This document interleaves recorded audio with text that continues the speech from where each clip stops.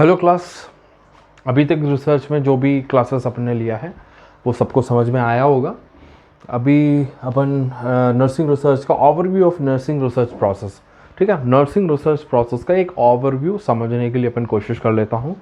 तो जिनने भी फर्स्ट क्लास नर्सिंग रिसर्च का इसी क्लास को पहली बार देख रही है तो उनको मैं रेकमेंड करूँगा, ऊपर दिया हुआ जो आई बटन है उसको क्लिक करें। प्लेलिस्ट में जो भी वीडियोस आपने अभी तक देखा नहीं है उसको पहले जाके देख लीजिए, उसके बाद इसी क्लास में आ जाइए, आपको समझ में आ जाएगा। और ये question is very very very important. ये यूनिवर्सिटी में काफ़ी बार यूनिवर्सिटी क्वेश्चंस में आते हुए मैंने देखा है। सो इस चीज़ को थोड़ा सा आप पढ़ना बहुत ज़रूरी है। तो फर्स्ट स्टेप होता है असेसमेंट फेज, ठीक है। असेसमेंट फेज मतलब अपन असेस कर रही है, अपन समझ रही है। क्या समझेगा? क्योंकि identify the research problem in nursing. सबसे पहला स्टेप में रिसर्च करने के लिए we have a vast field, ठीक है। एजुकेशन फील्ड है, क्लिनिकल फील्ड है, एडमिनिस्ट्रेशन फील्ड है। उसके अंदर काफ़ी सारा सब फील्ड्स होता है। जब आप प्रॉब्लम कौन सी प्रॉब्लम में रिसर्च करना है ये ढूंढते ढूंढते ही कुछ स्टूडेंट्स ग्रुप को मैंने देखा वो हफ्ते भर निकाल देता है, क्योंकि उनको समझ में नहीं आ रही है कि कौन सी टॉपिक पर रिसर्च करना चाहिए। तो रिसर्च करना है तो सबसे पहले आपको आइडेंटिफाई करना चाहिए आप कौन सी प्रॉब्लम में आप या कौन सी फील्ड में और फील्ड का कौन सी प्रॉब्लम में आप रिसर्च करना चाह रही है, ठीक है। That is the first step. Next is formulation of the research proposal.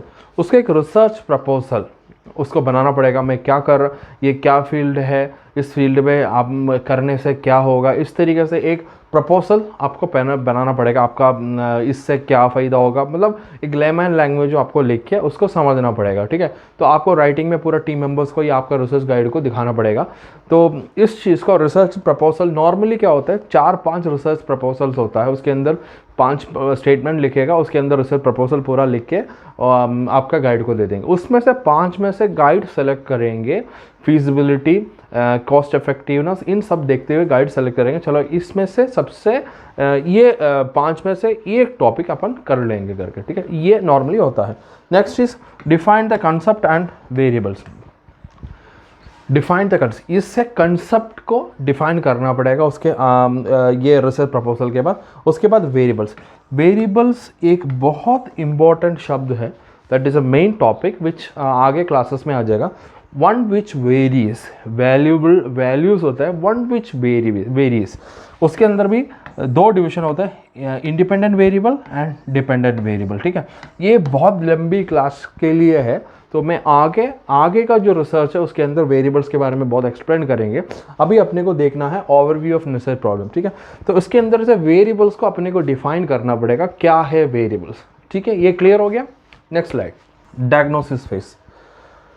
Diagnosis phase के अंदर आपके सामने प्रॉब्लम हो गया, आपने स्टेट कर दिया, रिसर्च फॉर्मुलेट कर दिया, प्रॉब्लम स्टेटमेंट, ये सब चीज़ें करने के बाद उस प्रॉब्लम को आप डायग्नोसिस करेंगे, मतलब समझना शुरू कर देंगे। Stating objectives and hypothesis. Objectives, इस रिसर्च से मैं क्या करने वाला है, ठीक है, what I am going to do with this research. And उसके अंदर हाइपोथेसिस भी आएगा। हाइपोथेसिस मैंने पिछली क्लास में एक्सप्लेन किया था। हाइपोथेसिस अनप्रूवन साइंटिफिक थियरीज, ठीक है, जो प्रूवन असम्पशंस को एक तरीके से रिसर्च वर्ड के अंदर हाइपोथेसिस बोल सकते हैं, ठीक है। इट्स नॉट, मेरे को डाउट लग रहा है शायद इसकी वजह से ये हो रही है, तो every research have some 1 2 3 hypothesis, ठीक है। तो उसी चीज़ को अपन फॉर्म करेंगे। Explain the ethical implications. Ethical implication माने एथिकल फैक्टर्स, मैंने पिछली क्लास में एक्सप्लेन किया था।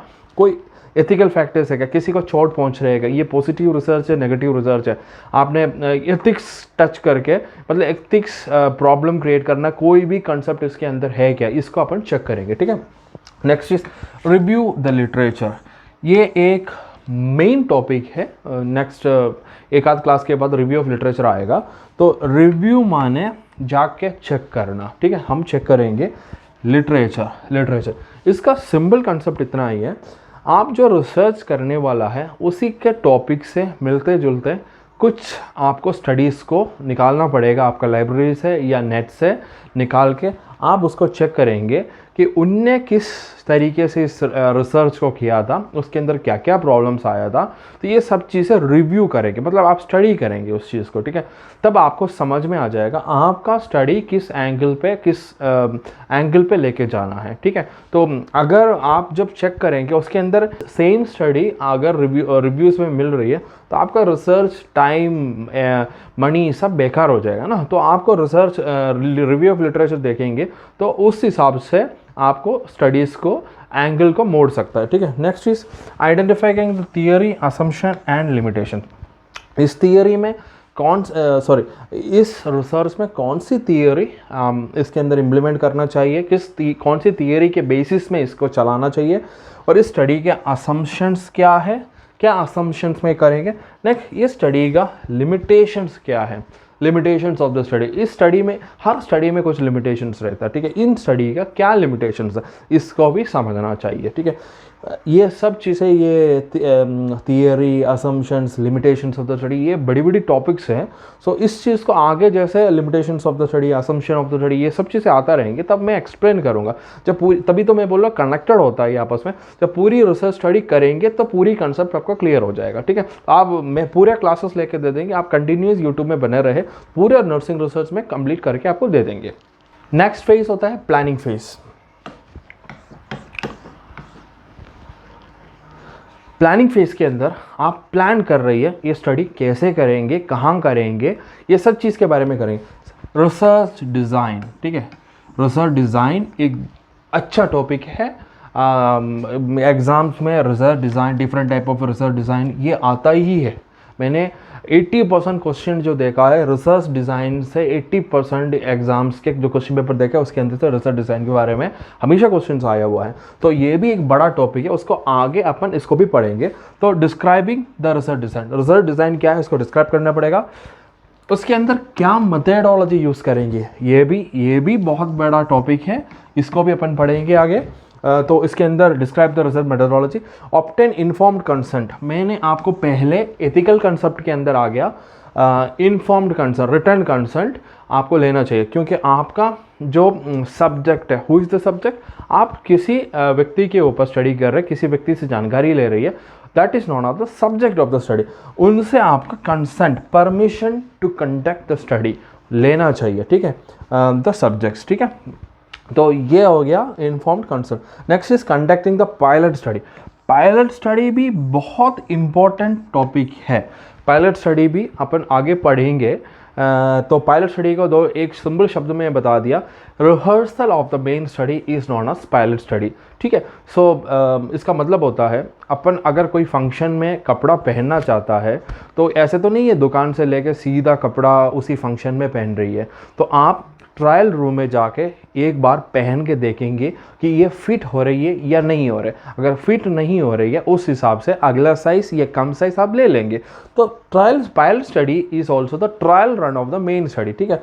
आप एक बार उसको जैसे 100 सैंपल, उसका 10% लेके 10 लोगों से आप उसका क्वेश्चनर पूछ के देखेंगे, यार इसके अंदर क्वेश्चंस पूछने में कोई गलती तो नहीं है, इस तरीके से नहीं है। कभी कभी होता है, मैं अपना पीजी का स्टडी में भी देखा था, तो पायलट स्टडी में मेरे को लगा ये क्वेश्चन पूछने का तरीका दैट इज़ नॉट गुड, ठीक है। उसका कुछ और पोलाइट होना चाहिए लोगों से बात करने के लिए। अपन ने टाइप करके उसको बना दिया, that is little rude language.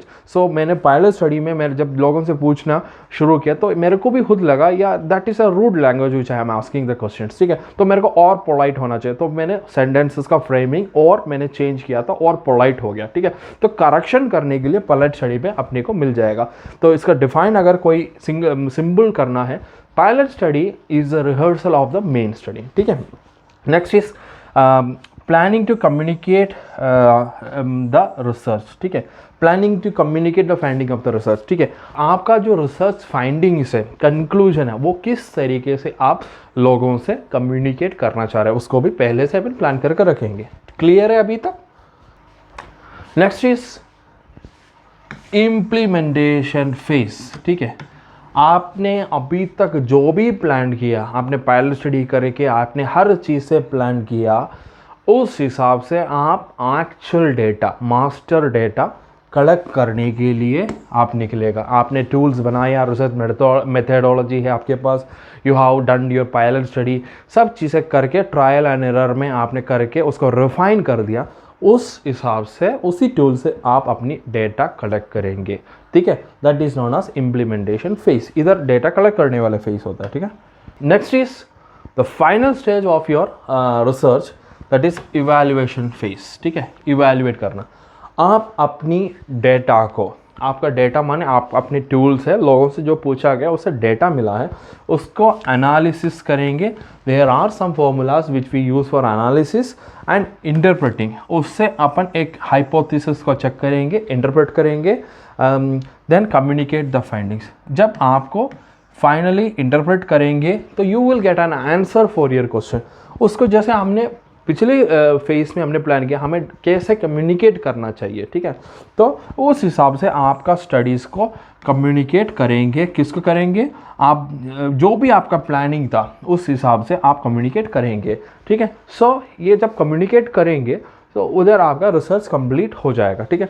अभी तक मैंने पढ़ाया है उसके अंदर आपको, मेरे को लग रहा है कि मैंने मैक्सिमम सिंपल लैंग्वेज में कोशिश किया उसको समझाने के लिए, तो क्लियर हो गया होगा। नहीं तो एक बार और उसको आराम से आप उसको प्ले करके देख लेना, रिपीट करके देख लेना, तो आपको ये क्लियर हो जाएगा।